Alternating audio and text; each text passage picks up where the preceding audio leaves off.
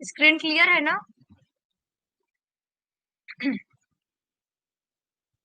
तो previous video में क्या क्या हम लोग को टॉपिक डिस्कस करना है माइंड सर्वेइंग में, वो सारा पॉइंट आप लोगों को बता दी थी, ठीक है।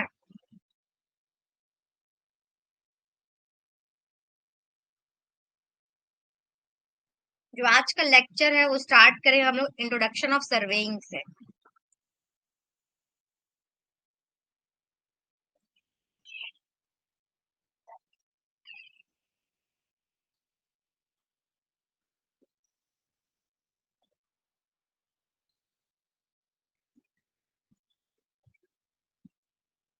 मैं जो पूरा वीडियो सीरीज रहेगा, मैं आप लोगों को रिटर्न पे ही दूंगी, है ना, मैं लिख के ही पढ़ाऊंगी पेन टैब में।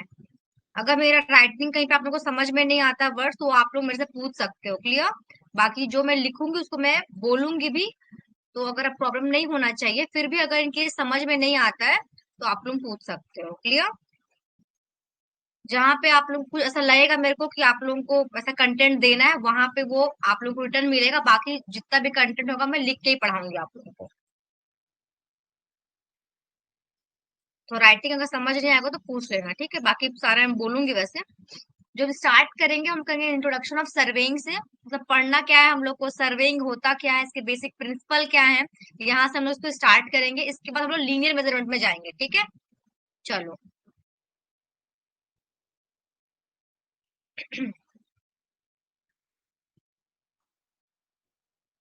बेसिकली सर्वेइंग के बारे में पहले देख लेते हैं। सर्वेइंग क्या है, पहले मैं लिख रही हूँ तो एक्सप्लेन करूंगी, ठीक है। तो सर्वेइंग क्या है, it is an art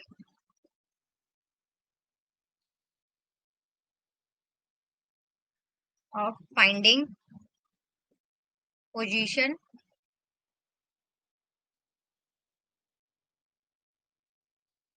elevation and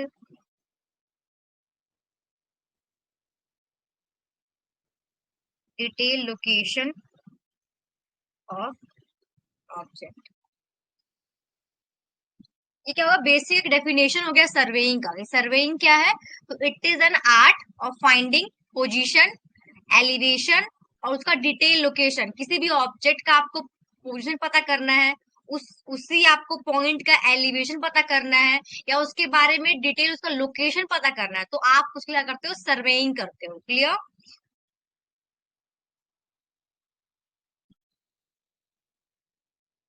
अब हम लोग को सर्वेइंग करने के लिए क्या करना पड़ता है, हम लोग को सर्वेइंग करने के लिए या तो हम लोग को एक लीनियर हम लोग को क्या चाहिए, मेजरमेंट चाहिए। और दूसरा क्या चाहिए हम लोग को, डायरेक्शनल। लीनियर मतलब कि हॉरिजॉन्टल मेजरमेंट, और आपका या फिर वर्टिकल मेजरमेंट बोल सकते हो। और डायरेक्शनल मतलब कि आपको एक एंगल चाहिए, ठीक है। तो इसमें आगे लिख रही हूँ सर्वेइंग करने के लिए, in order to establish, in in order to establish the relative position, the, थोड़ा थ्योरी है इसमें, है ना, क्योंकि आप लोगों का जो एग्जाम है उसमें आप लोगों को थ्योरी भी रहेगा, न्यूमेरिकल भी रहेगा, क्लियर। तो इसमें आपको, क्योंकि सर्वेइंग मतलब थोड़ा वास्ट है सिलेबस होने के लिए, इसमें थ्योरी भी इंपॉर्टेंट है, साथ साथ न्यूमेरिकल भी इंपॉर्टेंट है आप लोगों के लिए। तो हम लोग दोनों डिस्कस करेंगे, ठीक है। स्टार्टिंग में तो थोड़ा आप लोगों को थ्योरी तो आप लोगों को थोड़ा बोर हो सकता है, लेकिन पढ़ना तो है ही, है ना। तो एक बार आप लोग पढ़ोगे, दोबारा आप लोगों को पढ़ना ना पड़े, एक बार आप लोग उसका नोट्स प्रिपेयर कर लो, एक बार पढ़ लो, है ना, फिर आप लोग दोबारा इसको पढ़ने की जरूरत नहीं पड़ेगी, clear. Relative position of different points. बाकी आप लोगों को जो इसका वो रहेगा कंटेंट, वो आप लोग को मिल जाएगा, है ना। Of different points of object, object,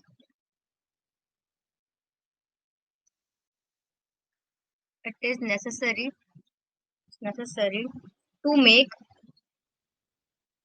to make linear and linear and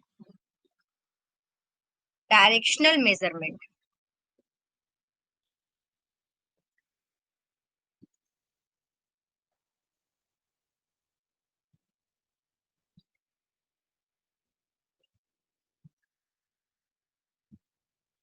ठीक है। तो देखो जो पहला पॉइंट हमने देखा सर्वेइंग के बारे में कि सर्वेइंग क्या है, तो आप लोग क्या करना है, किसी भी ऑब्जेक्ट का आपको पोजीशन, एलिवेशन, अब इसका डिटेल लोकेशन आपको अगर फाइंड आउट करना है तो हम लोग क्या यूज करेंगे, सर्वेइंग यूज करेंगे। ठीक है, आप लोग सर्वेइंग सिविल में भी और आपके माइनिंग में भी, दोनों में आप लोगों का एक बेसिक और बहुत इंपॉर्टेंट रोल प्ले करता है सर्वेइंग। क्लियर? कहीं भी आप लोग को, अगर आप लोग को ओपन कास्ट माइन है या फिर अंडरग्राउंड माइन है, आपको उसको अगर बनाने से पहले उसका प्रॉपर उसका प्लान प्रिपेयर करना है ना, उसका बेसिक आपको पूरा सर्वेइंग करना, वो बहुत इंपॉर्टेंट पार्ट है। अगर आपकी सर्वेइंग कहीं गलत होती है तो आप लोग के उसमें बहुत चांस आते हैं कि कुछ ना कुछ ऐसा आपका,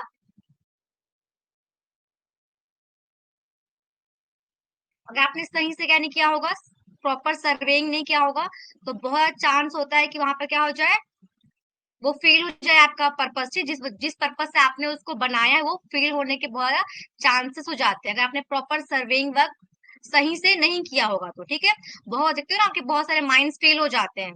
ठीक है, तो उसका एक बेसिक कारण ये भी कि आपने प्रॉपर वहां पे माइन सर्वेइंग प्रॉपरली नहीं किया है। ठीक है, तो आप लोग को अगर फील्ड में वर्क करना है तो आपको सर्वेइंग का जितना भी, इसमें जितने भी हम लोग आगे इंस्ट्रूमेंट देखेंगे, सबका आपको नॉलेज होना, कैसे काम करता है, कैसे रीडिंग्स लेते हैं, उसका बेसिक पर्पस क्या है, कौन कौन से इंस्ट्रूमेंट कहाँ पे यूज होते हैं, वो सब आपको पता होना चाहिए। क्लियर?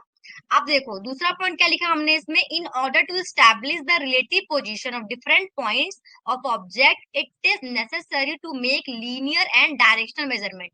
आपको किसी पॉइंट का रिलेटिव पोजीशन आपको फाइंड आउट करना है तो आप लोगों को उसका लीनियर और डायरेक्शनल मेजरमेंट करना पड़ेगा। अब लीनियर मेजरमेंट करने के लिए आपके पास डिफरेंट इंस्ट्रूमेंट, जैसे आपका चेन हो गया, टेप हो गया, ईडीएम हो गया, तो ये सारे आपके लीनियर मेजरमेंट को करने के लिए आपके इंस्ट्रूमेंट यूज में आएंगे। अब डायरेक्शनल मतलब कि आपको एंगल मेजर करना है, तो एंगल मेजर करने के लिए आप कंपास यूज कर सकते हो, टोटल स्टेशन यूज कर सकते हो, थ्योलाइट यूज कर सकते हो। तो ये आपको लीनियर मेजरमेंट भी और डायरेक्शनल में दोनों करना पड़ेगा। किसी आपको किसी पोजीशन का आपको उसका एलिवेशन चाहिए, उसका डिटेल लोकेशन चाहिए, ठीक है, उसके बारे में अगर आपको सब कुछ पता करना है, उसको आपको एस्टेब्लिश करना है, तो उसका आपको लीनियर मेजरमेंट साथ में उसकी डायरेक्शनल मेजरमेंट आपको करना नेसेसरी हो जाएगा। क्लियर?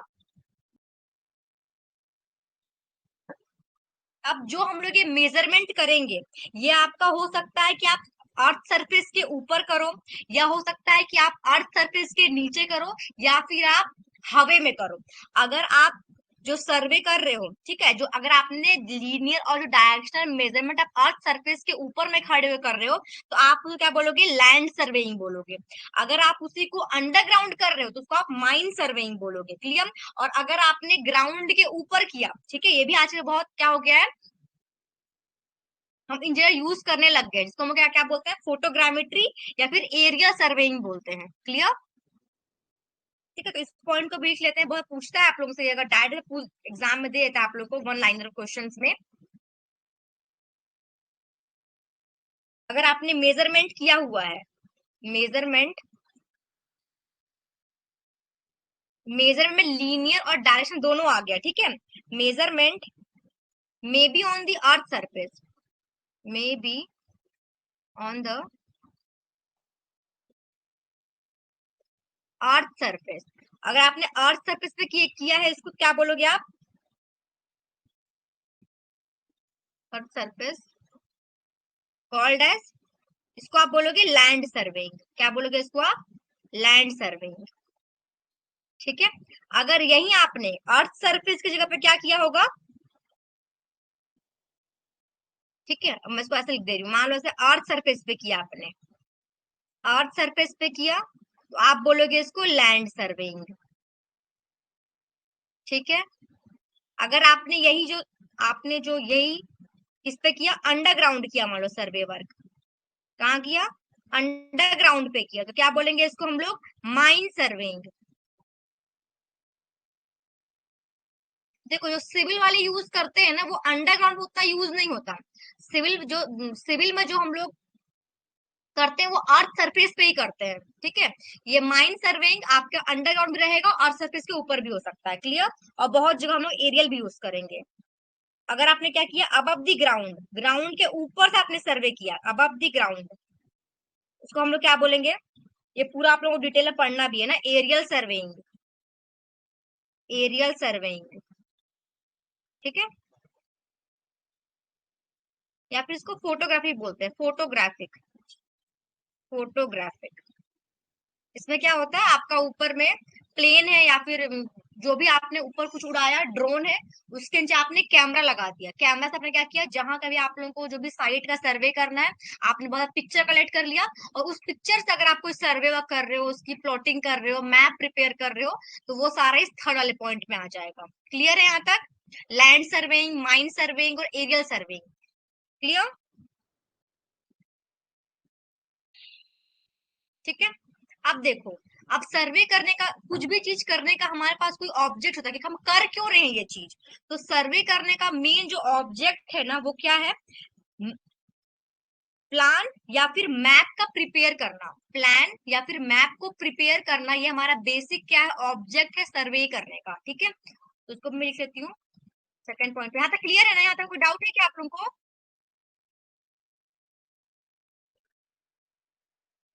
स्क्रीन प्रॉपरली विजिबल हो रहा है ना?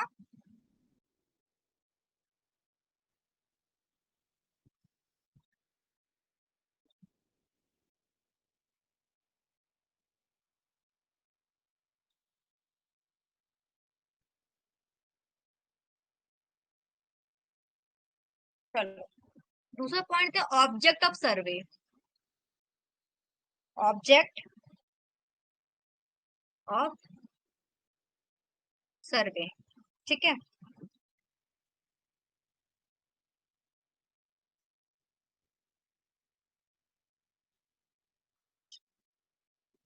The primary object of survey is to prepare, is to prepare plan और मैप, ठीक है। जो जो बेसिक जो ऑब्जेक्ट है, कोई भी चीज करने के पीछे कुछ कारण होता है, तो जो मेन ऑब्जेक्ट है सर्वे करने का, आपको क्या है, आपको प्लान या फिर मैप प्रिपेयर करना, जो भी प्राइमरी, इसके अलावा तो बहुत सारे कारण है सर्वे करने के, लेकिन जो प्राइमरी बात करते हैं ना, स्टार्टिंग, स्टार्टिंग के हम कर क्यों रहे हैं सर्वे भाई, तो जो उसका प्राइमरी ऑब्जेक्ट है वो क्या है, आपका प्लान या फिर मैप को प्रिपेयर करना। क्लियर है? क्लियर है? अब देखो, प्लान और मैप में एक बेसिक सा डिफरेंस होता है, बस वो किसका डिफरेंस है, आपके स्केल का डिफरेंस है, ठीक है। अगर आप स्मॉल स्केल पे काम करते हो, ठीक है, तो उसको हम लोग क्या बोलेंगे, मैप बोलेंगे। अगर आप लार्ज स्केल पे काम करते हो तो उसको हम लोग प्लान बोलेंगे। ये बेसिक डिफरेंस है प्लान में और मैप में। किसका डिफरेंस है, तो स्केल का डिफरेंस है, ठीक है। आगे हम लोग स्केल वगैरह पढ़ेंगे सब कुछ, ठीक है। चलो, आगे मैं लिख रही हूँ,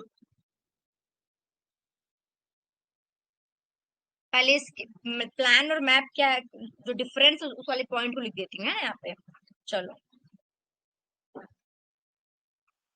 when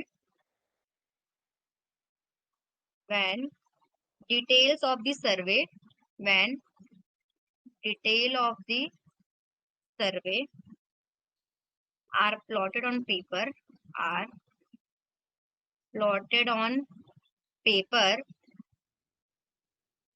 by using by using by using small scale, ठीक है। क्या बताया मैंने, स्मॉल स्केल, ये इंपॉर्टेंट है। प्लान और देखो, बेसिक जो ऑब्जेक्ट हो गया क्या है आपका, जो प्राइमरी ऑब्जेक्ट सर्वे करने का, वो तो क्या है आपका प्लान और मैप को प्रिपेयर करना। क्लियर? अब प्लान और मैप में जो बेसिक डिफरेंस है वो किसका है, स्केल का है। अगर हम जो जो सर्वे वर्क कर रहे हैं वो स्मॉल स्केल पे किया है आपने, जो भी आपने डिटेल दिखा रहे हो आप सर्वे वर्क का, उसको जो प्लॉट कर रहे हो पेपर में, अगर आपने छोटा स्मॉल स्केल लिया, अगर आपने स्मॉल स्केल लिखा, उसको आप बोलोगे it is called as map. क्या बोलोगे उसको आप, it is it is called as map. तो बस याद रखना, small scale, map. Clear?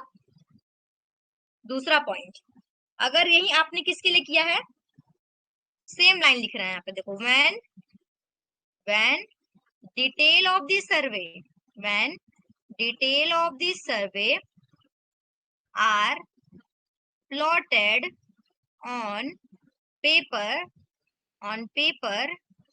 by using large scale. देखो इस बार क्या आ गया, लार्ज स्केल। तो क्या बोलोगे आप इसको, इट इज कॉल्ड एज। आपसे क्वेश्चन कहीं भी पूछ सकते हैं कि प्लान और मैप में क्या डिफरेंस है, तो बस यही डिफरेंस है किसका, स्केल का। अगर स्मॉल स्केल तो आप उसको बोलोगे मैप, लार्ज स्केल तो आप उसको बोलोगे प्लान। क्लियर, क्लियर है क्या? ठीक है, तो ये हमारे लिए एक इम्पोर्टेंट यहाँ पे चीज हो गया कि स्मॉल स्केल से अगर आपने क्या किया है, जो भी प्लॉटिंग किया है आपने स्मॉल स्केल को लेके किए हो तो उसको आप बोलोगे मैप, लार्ज स्केल को लेके किए हो तो उसको आप बोलोगे plan. Clear?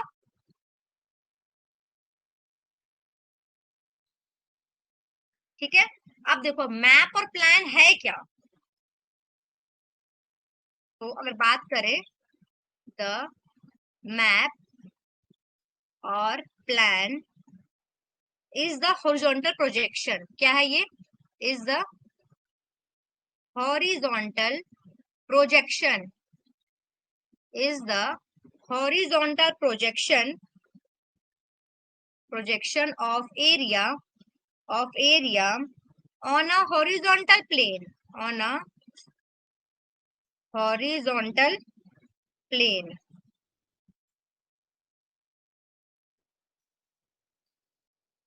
on a plan, on a plan, horizontal distance are shown,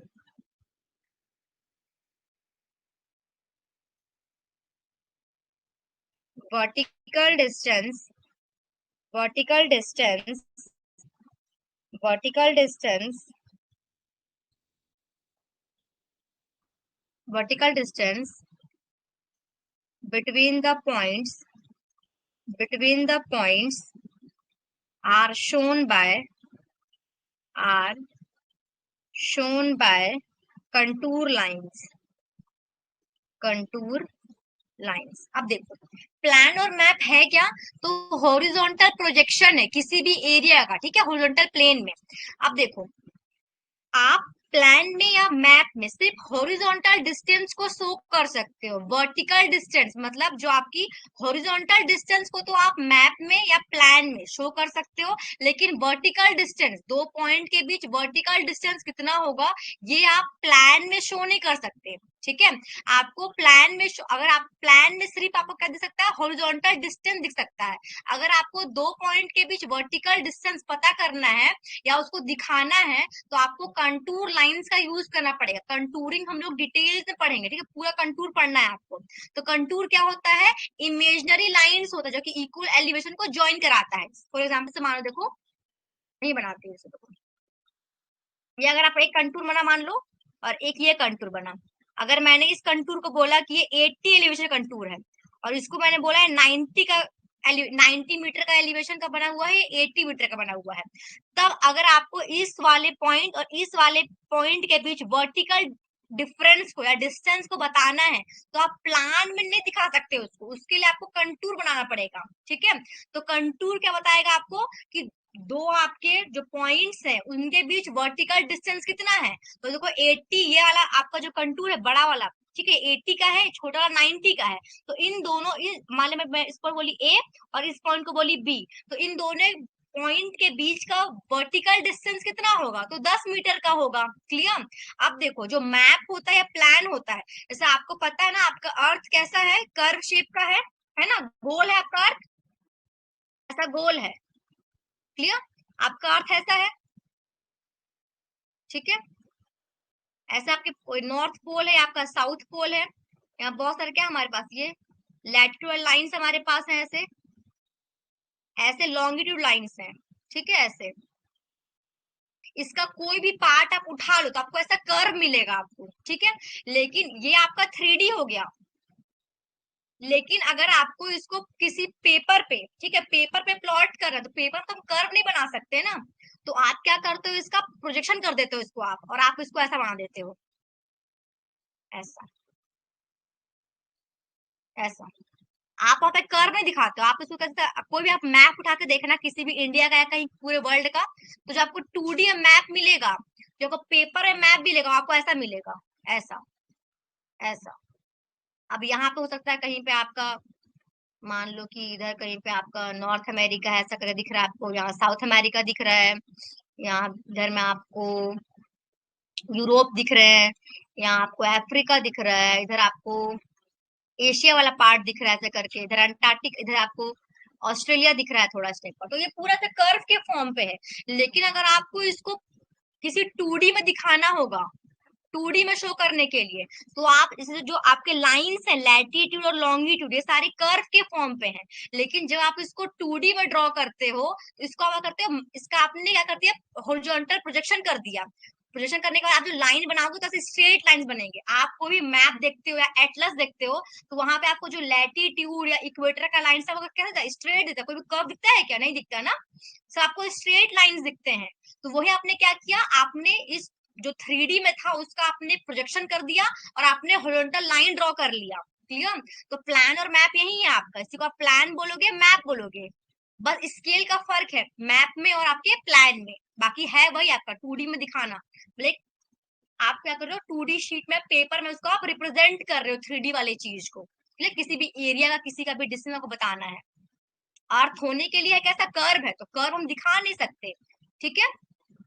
इसलिए ये बोला था कि जो आपका मैप या प्लान बनता है ना, वो कोई भी सही नहीं बनता, क्योंकि देखो आपका जो लैटिट्यूड होगा ऐसा कर्व है, जब आपने इसको ऐसा हॉरिजॉन्टल लाइन खींच दिया तो आपका कहीं पे बड़ा हो जाएगा, कहीं पे छोटा हो जाएगा।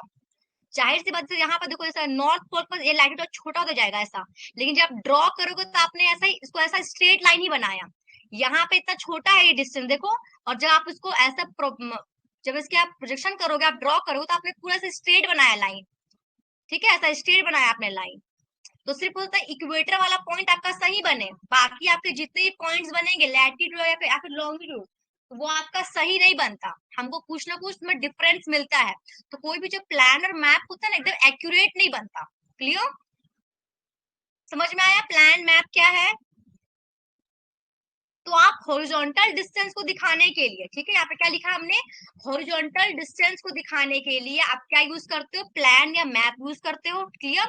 और वर्टिकल डिस्टेंस आपको प्लान में नहीं दिखता। क्लियर? उसके लिए आपको क्या बनाना है, कंटूर बनाने पड़ेंगे। कंटूर क्या होता है, इमेजिनरी लाइंस होते हैं जो कि इक्वल एलिवेशन को ज्वाइन करता है। क्लियर? तो कंटूर हमको आगे से डिटेल में पूरा पढ़ना है। यहाँ तक में कोई डाउट है क्या?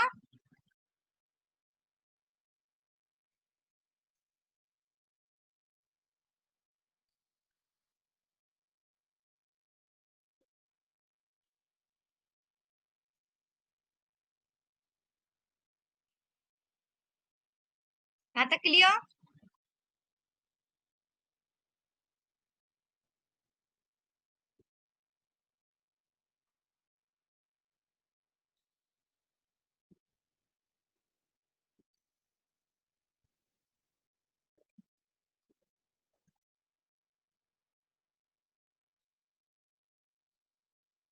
इसी में से बहुत बार आपसे ना स्केल से क्वेश्चन पूछो, जैसे आपको अभी आरएफ पढ़ाती तो मैं उसको बताती, लेकिन फिर भी एक क्वेश्चन देखते हैं यहाँ पर, देखो आपसे क्वेश्चन पूछता है ऐसा वाला, ठीक है। क्या पूछता है आपसे क्वेश्चन, देखो स्केल से कैसा क्वेश्चन पूछता है आपसे, लिख देगा, which of the following, which of the following scale is the largest। क्या पूछा आपसे, आपको दो तीन ऑप्शन दे देगा और पूछेगा इनमें से कौन सा स्केल सबसे क्या है, बड़ा है, लार्जेस्ट है। क्लियर? पहला आपको मान दे दिया है 1 सेंटीमीटर इक्वल टू 40 मीटर, दूसरा आपको दे दिया है 1:5, ये 50,000। ऑप्शन सी मान लो दिया आपको 1 centimetre equal to 50 kilometre. Clear? Next आपको दे दिया मान लो आर एफ, लिख दिया है are F equal to 1/3,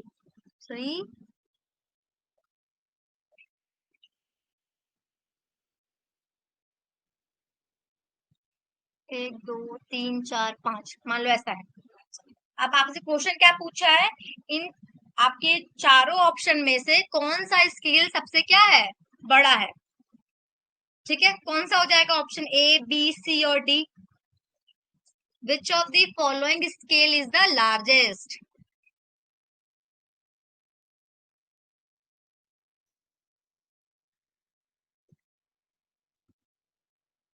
RF क्या हो जाएगा आपका, रिप्रेजेंटेटिव फ्रैक्शन। ठीक है, बस आगे इसको डिटेल में देखना है हम लोग को आरएफ वगैरह, पर फिर भी ऐसा क्वेश्चन पूछता है आपसे आपके एग्जाम में।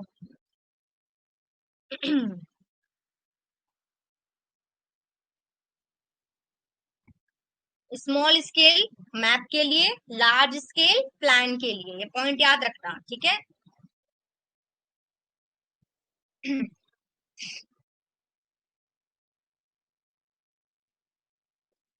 कैसे सॉल्व होगा ये।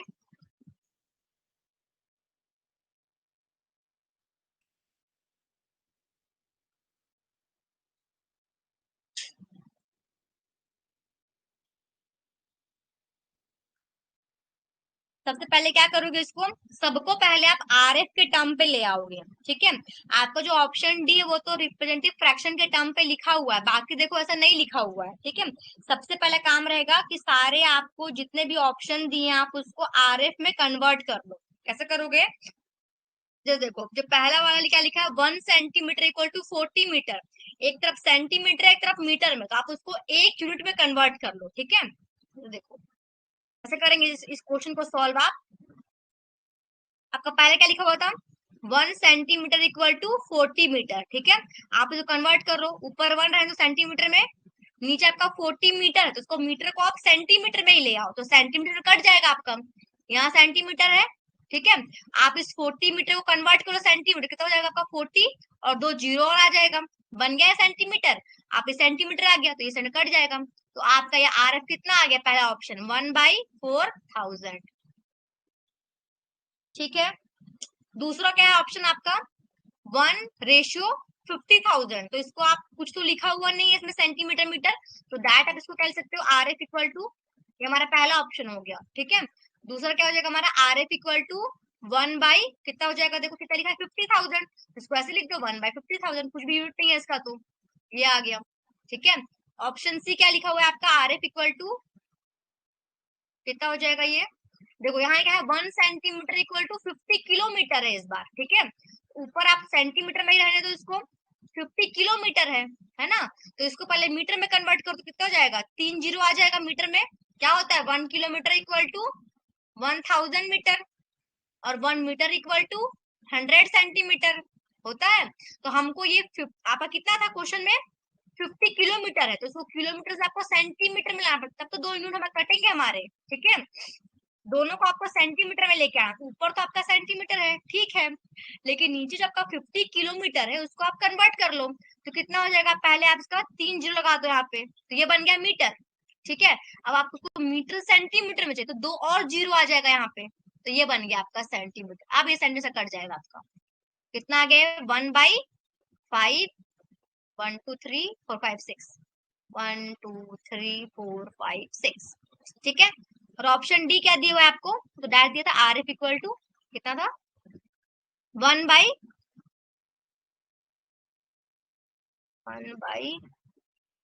है, और 5 जीरो है, 1 2 3 4 5। क्लियर।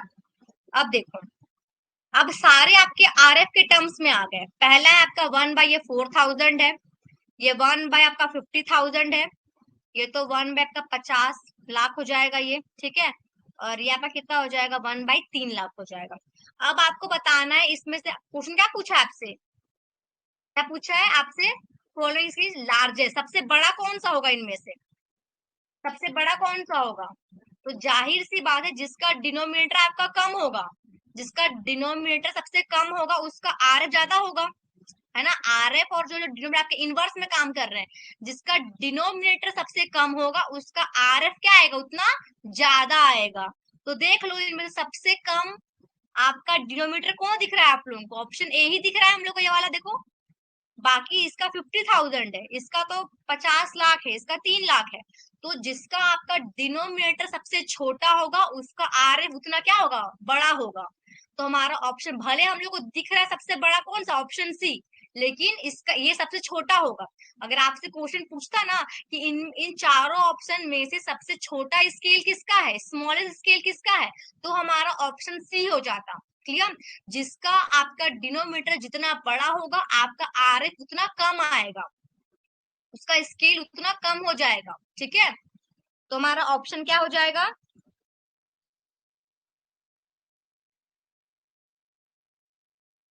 क्या हो जाएगा, जो आपका फर्स्ट ऑप्शन है। क्लियर? तो आपसे यहाँ पे क्वेश्चन आपसे दोनों टर्म पूछ सकता है, लार्जेस्ट भी और स्मॉलेस्ट भी। लार्जेस्ट जिसका डिनोमिनेटर सबसे कम है, उल्टा है, ठीक है, जिसका डिनोमिनेटर कम होगा, जाहिर सी बात है ना कि जैसे आप डिवाइड करोगे यहाँ पे इस वाले आरएफ को, डिनोमिनेटर कम है तो आपको आरएफ क्या मिलेगा, ज्यादा मिलेगा ना। जितना ज्यादा नीचे वैल्यू बढ़ते जाएगा, आपको आरएफ उतना क्या मिलेगा, कम मिलेगा। ठीक है, तो अगर आपसे पूछता स्मॉलेस्ट स्केल, तो आपका ऑप्शन सी हो जाता कि सबसे बड़ा स्केल उसी का है, सबसे बड़ा डिनोमीटर ऑप्शन सी का है। ठीक है, लेकिन आपसे अभी क्वेश्चन में क्या पूछा है, लार्जेस्ट स्केल। क्लियर? तो लार्जेस्ट किसका हो जाएगा, जिसका डिनोमिनेटर कम है, उसका आपका जो स्केल है क्या मिलेगा, आपको लार्जेस्ट मिलेगा। तो ऑप्शन क्या हो जाएगा हमारे लिए, ऑप्शन ए क्या हो जाएगा, करेक्ट। क्लियर? ऐसा क्वेश्चन आपके एग्जाम में पूछता है स्केल से रिलेटेड, आपको ऐसे ही चार ऑप्शन दे देगा, कुछ आरएफ के टर्म पे देगा, कुछ ऐसे आपको कन्वर्ट करना होगा, और उसमें आपको लार्जेस्ट भी पूछ सकता है, स्मॉलेस्ट स्केल भी पूछ सकता है।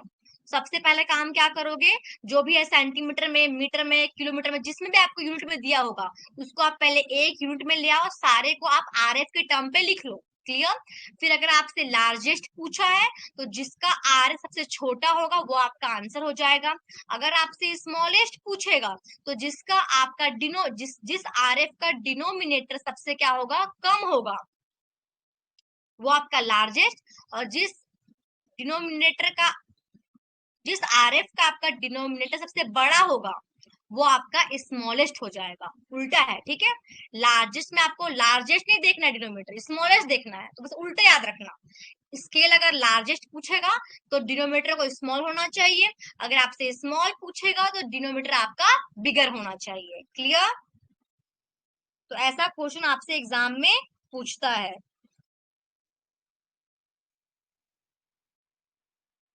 यहाँ तक क्लियर है?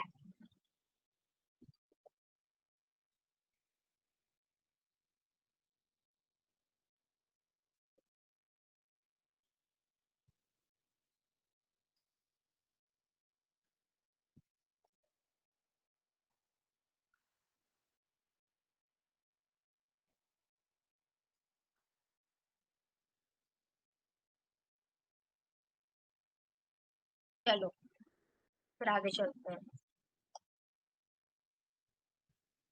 यहाँ तक में कोई दिक्कत तो नहीं है ना, आ रहा है ना समझ?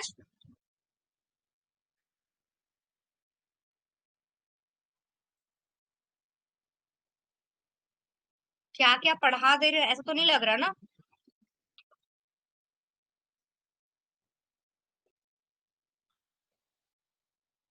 अब देखो, हमारा अर्थ हमको पता है ऐसा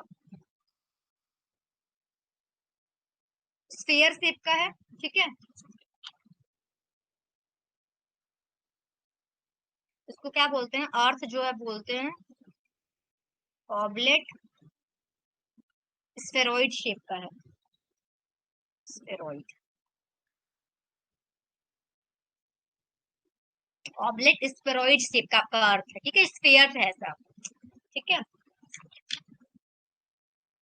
अगर मान लो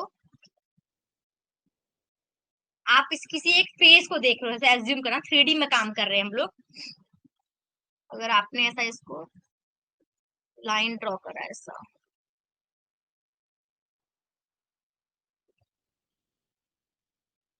ऐसा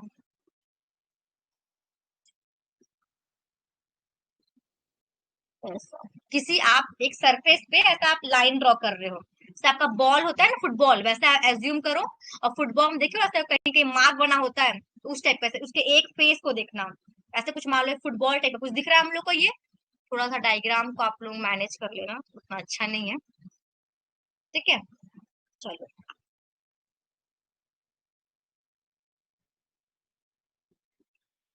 आप 3 पॉइंट मानो, एक आपका P है, ये आपका Q है और ये आपका R है। ठीक है, 3 पॉइंट है हमारे पास। यहाँ से 3 लेवल लाइन पास हो रहा है। अभी लेवल लाइन क्या होता है वो सब हम आगे जब हम लोग लेवलिंग पढ़ें तब तो डिटेल में बताऊंगी, पर अभी के लिए थोड़ा हम लोग ग्रेड सर्कल ये सब थोड़ा स्फीयर देखना है, उसके लिए बता रही हूँ इसको मैं। ठीक है, तो मान लो कि इसमें 3 लेवल लाइन पास हो रहा है।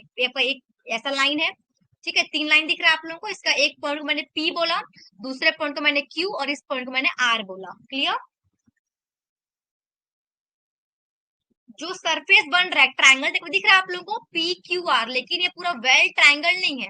हम लोग ऐसे एक ट्रायंगल होता है ये ऐसा आप लोगों को स्ट्रेट नहीं दिख रहा है, क्योंकि हम लोग का जो अर्थ है ऐसा बताया ना मैंने, ऐसा हॉरिजॉन्टल नहीं है। हम लोग काम करने के लिए हम लोग बोलते हैं हॉरिजॉन्टल में काम करें, लेकिन वो ऐसा है कर्व के फॉर्म में। ठीक है, तो जो हम लोग को PQR जिसके जो सरफेस मिल रहा है वो एकदम ट्रायंगल नहीं है, लेकिन आपको हल्का ट्रायंगल के फॉर्म में दिख रहा है, जो curved surface. Clear?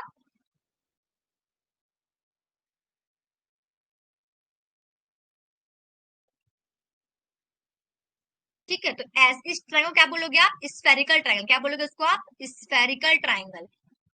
Spherical triangle. ठीक है, लेकिन अगर इसी को आप अगर ऐसे ज्वाइन करा दो, मान लो ऐसा, और डायग्राम मैनेज करना स्ट्रेट अगर आप ज्वाइन किया, ये इसको मैंने बोल रही हूँ मैं P डैश, ये Q डैश, ये R डैश। ठीक है, जो एग्जैक्ट ट्रायंगल बनेगा वो आपका क्या बन रहा है? Small P dash. अगर देखें हम लोग ये P डैश, Q डैश और R डैश, तो ये आपका क्या है? वेल ट्रायंगल है। ठीक है, लेकिन जो आपका सिंपल PQR थे क्या है? आपका स्फेरिकल ट्रायंगल है। स्फेरिकल ट्रायंगल है। एक्चुअल में जो बनता है वो स्फेरिकल ही बनता है, लेकिन हम लोग अपने ईज पर्पस वर्क से हम उसको ऐसा स्ट्रेट ट्रायंगल मान के बोलते हैं कि आपका वेल ट्रायंगल बन रहा है। क्लियर? जो आपको देखो स्फेरिकल ट्रायंगल है और जो नॉर्मल ट्रायंगल है, आपको एरिया ज्यादा कहाँ मिलेगा बताओ? जो सिंपल पी क्यू आर का एरिया ज्यादा है, या फिर P dash Q dash R dash का एरिया ज्यादा है? डायग्राम से क्लियर हम लोग को दिख रहा है कि जो आपका बाहर ट्रायंगल जो बन रहा है स्फीयर वाला PQR, कैपिटल PQR, इसको कैपिटल लिख देती हूँ, PQR, जब कैपिटल PQR है, जो आपका स्फेरिकल शेप का है, उसका एरिया क्या है? आपका ज्यादा है एज कंपेयर टू जो हम लोग का वेल ट्रायंगल है P dash Q dash R dash के कंपैरिजन में। क्लियर है? ठीक है, आगे हम लोग देखेंगे अभी कि जो हम लोग प्लेन सर्वेइंग करते हैं और ज्योमेट्रिक सर्वेइंग करते हैं, तो अगर आपका डिस्टेंस बहुत ज्यादा है तो आप लोगों को वहां पे क्या करना पड़ता है? अर्थ का जो अर्थ कैसा है? कर्व शेप का है, तो अर्थ के कर्वेचर को कंसिडर करना पड़ता है। अगर वही पॉइंट थोड़े पास पास में अगर आप कर रहे हो, सर्वे वर्क कर रहे हो, तो उतना ज्यादा इफेक्ट नहीं पड़ता अर्थ के कर्वेचर होने का। है तो अर्थ कर्व, वहां भी कर्व है, लेकिन उतना ज्यादा इफेक्ट नहीं पड़ता अगर आप छोटे डिस्टेंस पे काम कर रहे हो। लेकिन अगर आप थोड़े बड़े डिस्टेंस पे काम करोगे, आपको पता है कि आपका अर्थ कैसा है? कर्व शेप का है, तो आपको अर्थ के कर्वेचर को कंसिडर करना पड़ता है। ठीक है, क्लियर?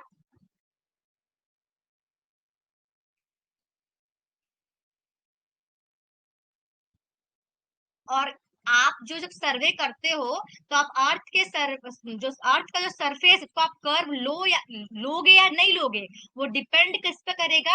आपकी कैरेक्टर और मैग्नीट्यूड ऑफ सर्वे के ऊपर। आपका जो सर्वे का जो कैरेक्टर कैसा है, मैग्नीट्यूड कैसा है, कितना प्रिसीजन में आपको काम करना है, इन सब पे डिपेंड करेगा कि आप अर्थ सरफेस को कर्व मान रहे हो या नहीं मान रहे हो। क्योंकि अर्थ का सरफेस होने के लिए तो कर्व है, वही कि छोटे डिस्टेंस पे काम करते हो तो उसका इफेक्ट बहुत कम पड़ता है, बड़े डिस्टेंस पे काम करोगे तो उसका इफेक्ट ज्यादा पड़ेगा। क्लियर?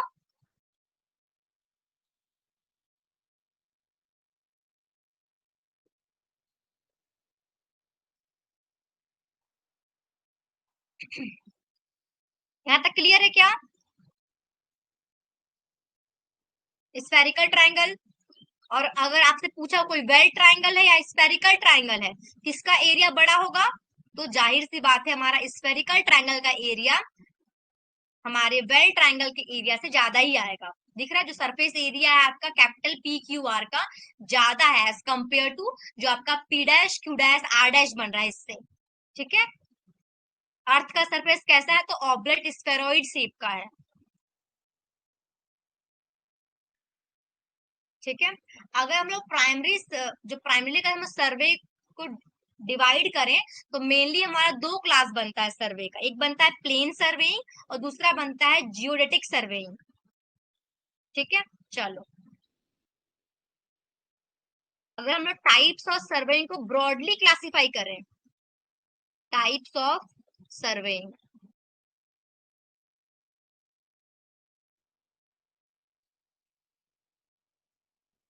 ठीक है, तो जो पहला बनता है हमारा दैट इज प्लेन सर्वेइंग। क्या बनता है हमारा? Plane surveying.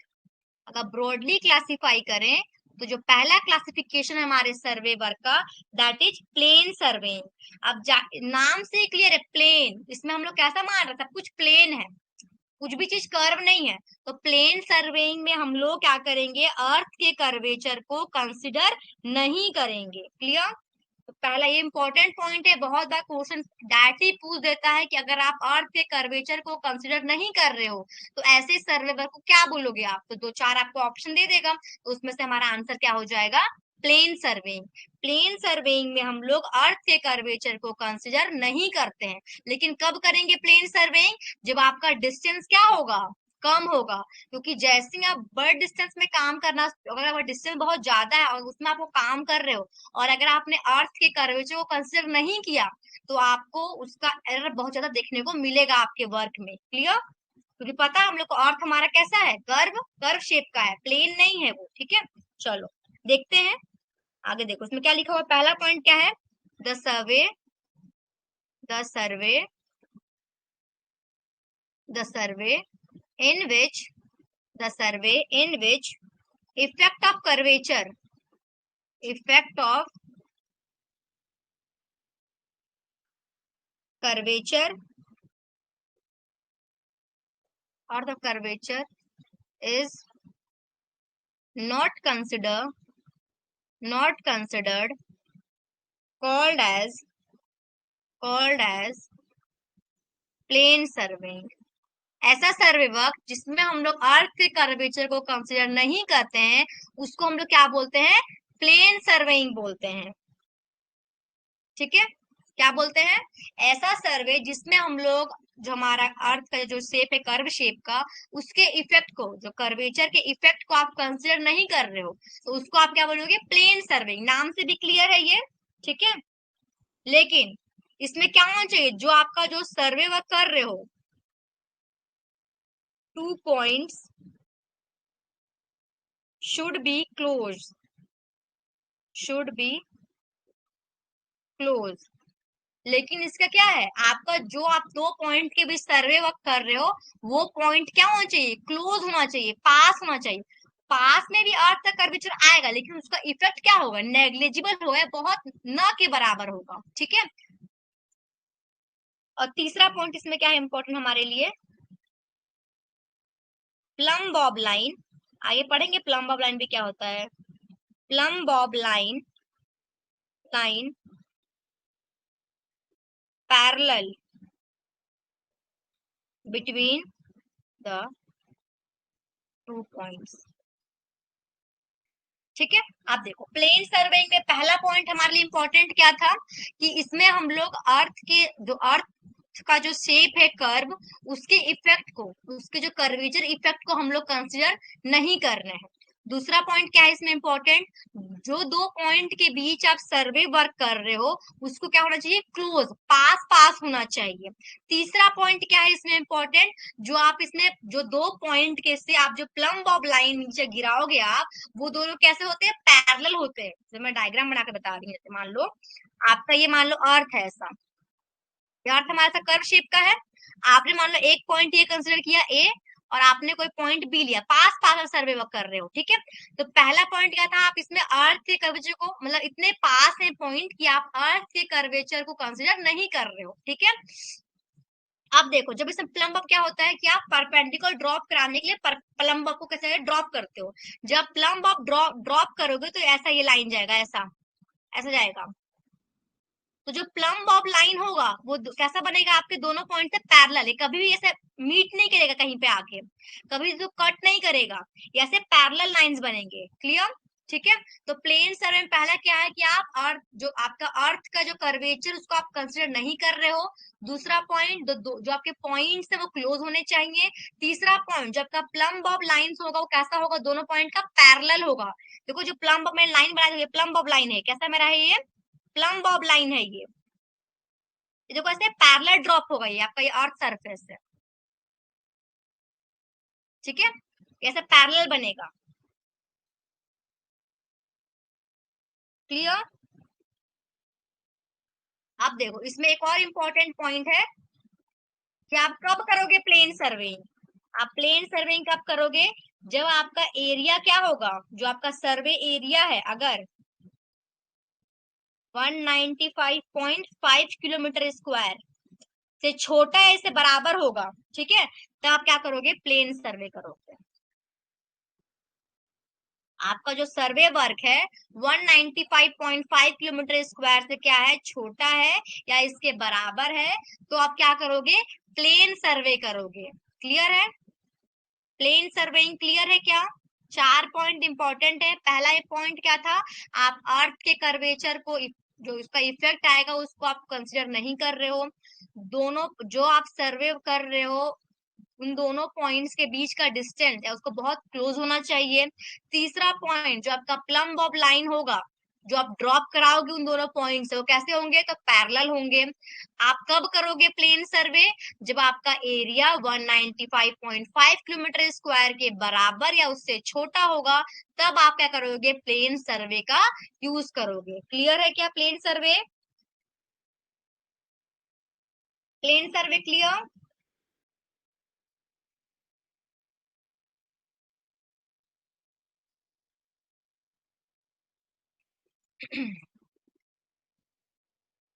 चलो दूसरा देखो, दूसरा प्लेन तो हो गया आपका, तो दूसरा है आपका क्या है, आपका जियोडेटिक है। पहले देख लिया हमने सर्वेइंग का क्लासिफिकेशन, पहला था आपका प्लेन सर्वेइंग और दूसरा आपके पास है जियोडेटिक सर्वेइंग। क्या है आपके पास, जियोडेटिक,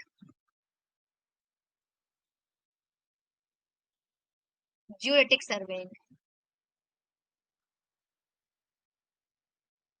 तो क्या आ जाएगा पहला point, the survey, the survey in which, in which the, in which the effect of curvature, the effect of curvature of earth, effect of curvature of earth is taken into account,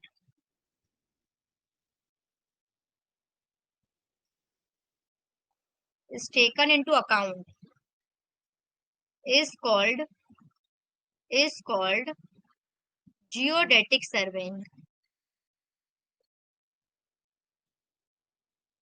ठीक है, तो क्या है आपका geodetic surveying, तो वो सर्वे work जिसमें आप जो, जो इफेक्ट आएगा कर्वेचर का, अर्थ के कर्वेचर का जो इफेक्ट है उसको आप कंसिडर करोगे अपने सर्वे वर्क पे, तो उसको आप क्या बोलोगे, जियोडेटिक सर्वेइंग बोलोगे। क्लियर है, ठीक है।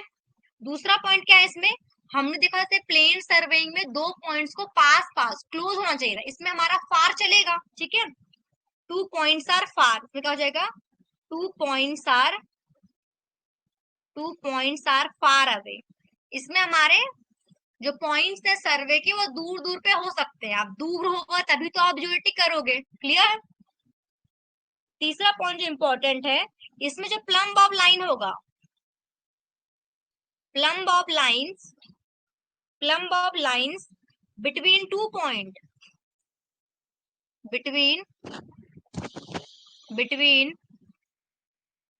2 पॉइंट्स इंटरसेक्ट।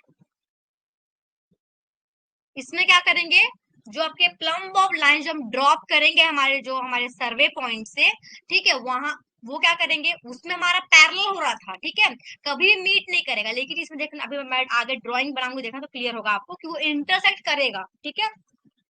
और तीसरा जो इसका लास्ट पॉइंट, चौथा पॉइंट क्या था, कब यूज करोगे आप इसको, जब आपका जो सर्वे का जो एरिया होगा बड़ा हो जाए, किससे, 195.5 किलोमीटर स्क्वायर, तो वहां हमने क्या देखा, जब हमारा एरिया छोटा था या बराबर था किससे, 195.5 किलोमीटर स्क्वायर से, तब हम लोग क्या करते, प्लेन सर्वेइंग कर रहे थे। लेकिन जब आपका एरिया अगर 195.5 किलोमीटर स्क्वायर से बड़ा हो जाता है, तब आप क्या करोगे, जियोडेटिक सर्वेइंग करोगे। क्लियर है? क्लियर है?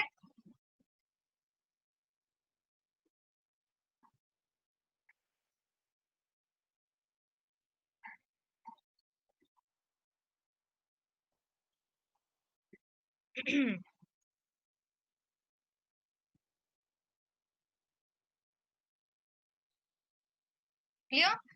तो जियोटिक सर्वे में क्या करेंगे हम लोग,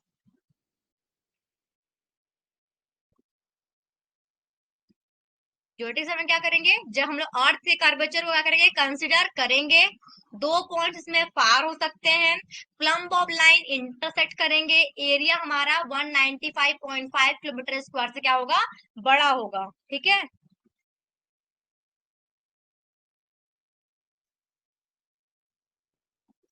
कहीं कहीं पे ना आप लोगों को जो है एरिया वाला पॉइंट है 250 किलोमीटर स्क्वायर भी देखने को मिलता है, लेकिन बुक में जो बीसी पूनमिया है उसमें 195.5 किलोमीटर स्क्वायर दिया हुआ है प्लेन सर्वे के लिए। मतलब अगर एरिया आपका बराबर या फिर छोटा है 195.5 किलोमीटर स्क्वायर से, तो हम लोग वहां पे प्लेन सर्वे करते हैं। और अगर एरिया आपका बड़ा हो जाएगा 195.5 किलोमीटर स्क्वायर से, तो हम लोग वहां पे जियोटिक सर्वे करते हैं। लेकिन ना कहीं कहीं पर 250 भी आता है इसका, उसको मैं आप लोगों को क्लियर करके बताऊंगी, है ना, एक बार। लेकिन बुक के हिसाब से तो ये 195.5 ही है। ठीक है? अब देखो यहाँ पे जो ये पॉइंट हमारे था डिस्कस वाला, ये देखो, अब मान लो ज्योति आपका अर्थ ऐसा है, ये आपका अर्थ है, यहाँ पे आपका ए पॉइंट ए मानो और बी पॉइंट ये है। जैसे हमने प्लेन सर्वे में बोला कि जो अर्थ है, जो मतलब दो पॉइंट आप जो सर्वे वर्क कर लियो पास पास में क्लोज होना चाहिए, इसमें दूर चलेगा। आप जब प्लम्ब ऑफ गिराओगे इसका ऐसा ड्रॉप कराओगे ऐसा, और जब इसका ड्रॉप कराओगे ऐसा, ठीक है, तो ये एक दूसरे को इंटरसेक्ट करेगा। ठीक है? प्लेन सर्वे में जो प्लम बॉक्स जब ड्रॉप कराओगे, तो वो जो लाइन नीचे जब तक जाएगा, जो इमेजिनरी लाइन, वो कभी भी क्रॉस नहीं करेगा एक दूसरे को। लेकिन आपके ज्योटिक सर्वे में जो प्लम बॉब लाइन है वो इंटरसेक्ट करेंगे। ठीक है? तो बहुत बार क्वेश्चन डायरेक्ट ये रहता है कि आप अगर अर्थ के कर्वेचर को कंसिडर कर रहे हो, तो आप इस सर्वे को क्या बोलोगे। ठीक है? दूसरा पॉइंट आपसे बन सकता है ये एरिया वाला, कि एरिया इससे बड़ा है तो आप कौन सा सर्वे वर्क यूज करोगे। ठीक है? तीसरा आपसे बन सकता है कि जो आपका प्लम्ब ऑफ लाइन है इंटरसेक्ट कर रहा है, तो आप ऐसे सर्वेइंग को क्या बोलोगे। ठीक है?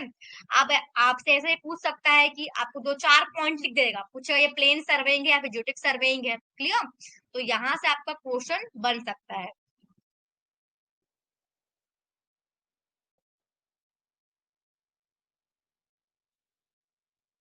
तो ये तो हमारा जो प्लेन सर्वेइंग है और ज्योटिक सर्वेइंग, ये अगर ब्रॉडली अगर क्लासिफाई करें, फिर प्राइमरीली अगर हम लोग क्लासिफाई करें सर्वे वर्क को, तो हम लोग उसको दो में डिवाइड करते हैं, प्लेन सर्वेइंग या फिर ज्योटिक सर्वेइंग। क्लियर? लेकिन हमारे पास अभी और भी तरीके हैं क्लासिफाई करने के हमारे सर्वे वर्क को। जैसे आप नेचर ऑफ फील्ड सर्वे के हिसाब से क्लासिफाई करते हो। क्लियर? आप ऑब्जेक्ट ऑफ सर्वे के हिसाब से क्लासिफाई करते हो। आप जो इंस्ट्रूमेंट यूज कर रहे हो उसके हिसाब से आप क्लासिफाई करते हो। ठीक है?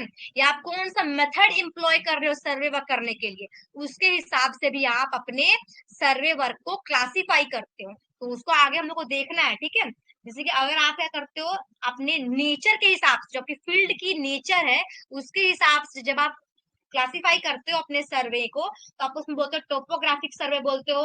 मतलब लैंड सर्वेइंग आता है। लैंड सर्वेइंग के अंदर हमारे पास तीन और पॉइंट है, जैसे आपका टोपोग्राफिकल, कैडेस्ट्रल और सिटी आ जाएगा। फिर दूसरा आपका आएगा मैरीन या फिर हाइड्रोग्राफिक सर्वे। लैंड सर्वे क्या होगा, जब लैंड में काम कर रहे हो, ठीक है, तो आप उसको लैंड सर्वेइंग बोलोगे। अर्थ के सरफेस के ऊपर अगर काम कर रहे हो, ठीक है, तो उसको आप क्या बोलोगे, लैंड सर्वेइंग बोलोगे। लेकिन अगर आप उससे क्या करोगे,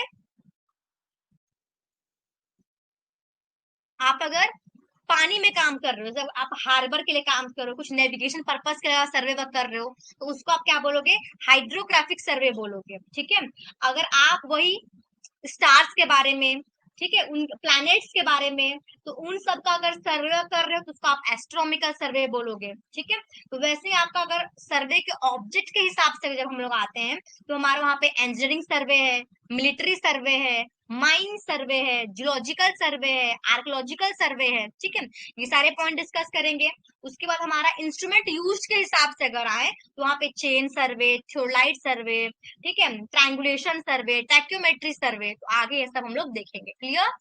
तो ब्रॉडली क्लासिफाई करें तो हमारा प्लेन सर्वे और ज्योमेट्रिक सर्वे, लेकिन इसके अलावा भी अभी हमारे पास बहुत सारे और सर्वे वर्क है। क्लियर? तो उसको आगे हम लोग नेक्स्ट वीडियो में देखेंगे। यहाँ तक में कोई डाउट है क्या?